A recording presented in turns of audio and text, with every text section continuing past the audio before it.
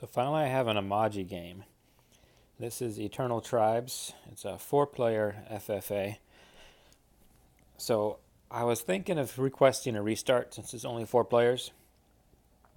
But I got fishing just in case. I mean, because you got all that water, you might have a chance of whales. And it was actually a greater situation than I could have hoped for. Because 3 whales, that's definitely worthwhile. It's worth not restarting over.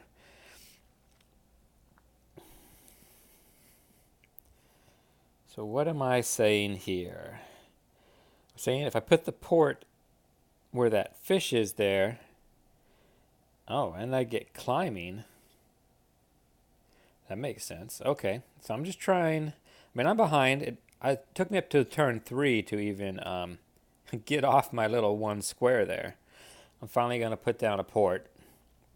So I need to branch out as fast as possible. So I put my port there because it has equal access to the left landmass and to that mountaintop there.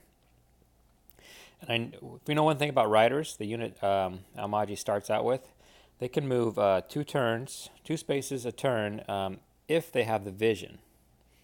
So it's very important that I sent the rider towards that mountain instead of over towards the landmass on the left. Because going on that mountaintop, now he has vision. That was just in case the next village happened to be 2 squares away. As it turned out, it didn't have to be my rider that went on the right because that village was only 1 square from the mountain. But just to be safe, that's why we sent the rider in that direction. So this game is currently on turn 10, where I finally broke 20 stars per turn. So it does. It takes off fairly quickly after I finally escaped that island on turn 3.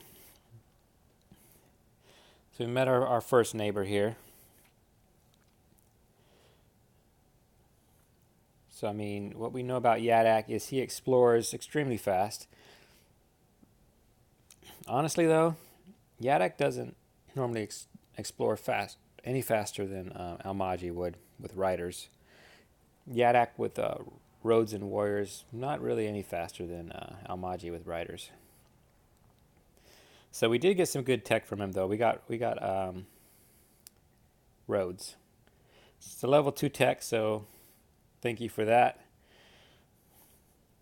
And now we're gonna fight over this village for the next couple of turns.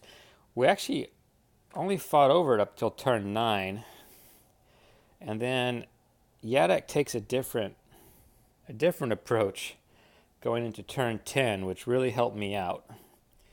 He splits his military up. By military, I mean the 3 warriors I know he has. You don't see him yet. You'll see him on the next turn here. So right now I drew that out. There is no village over there on the left. There's no way. There's not enough spacing between the villages I have to allow for another village over there. So I don't need to go and explore that area unless I was looking for, say, ruins. And there you go. He had 3 warriors, but he only attacked me in that village we were fighting over with 2 of them, and that wasn't enough to kill my unit because one of his warriors was already wounded. And then the 3rd one, he went and just hit my guide in that other village. So I'm not really sure what his thought process was with that. It wasn't, when he split his units up, it wasn't enough to kill any of my units. So now I'm planning out my custom houses. I broke 20 stars per turn. I'm at 20 on turn 10, which is very good for Oumaji. Well, at least for me when I play Oumaji. I'm not the best Oumaji player, but it was mostly thanks to those whales probably. Now I've got to try to figure out my custom house placement, but I also have to buy. I don't even have the trade yet. I don't have the trade tech yet. So we'll see what happens next turn. I